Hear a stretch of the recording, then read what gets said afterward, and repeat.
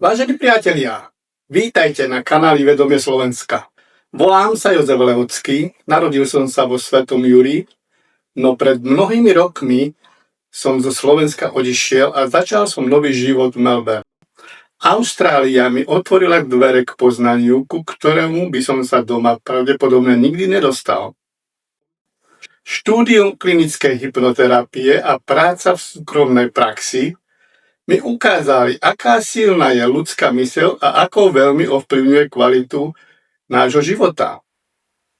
Postupne som však začal chápať, že tu nejde iba o psychológiu.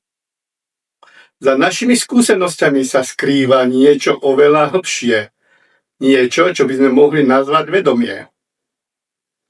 30 rokov som hľadal odpovede. Čítal, študoval, skúšal a pozoroval. A dnes už viem, že som vlastne celý ten čas hľadal sám seba. Tento kanál nie je o náboženstve, nie je o nejakom presviečaní a určite tu nenájdete nejakú univerzálnu pravdu. Pripravil som však pre vás priestor, kde sa delím o svoje myšlienky a poznatky, ktoré som si overil vo svojom vlastnom živote aj v práci s ľuďmi.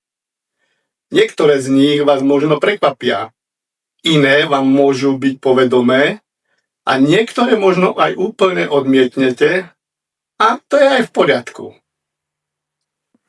Ak si tu nájdete iba jedinú myšlienku, ktorá vám pomôže lepšie pochopiť sám seba alebo svoj život, potom tento kanál splnil svoj zámer. Vedomie Slovenska vzniklo pre ľudí, ktorí cítia, že realita má hĺbší rozmer a majú záujem žiť svoj život s väčším uvedomením. Ak hľadáte pochopenie sám seba alebo svojho života, tak ste prišli sem na správne miesto.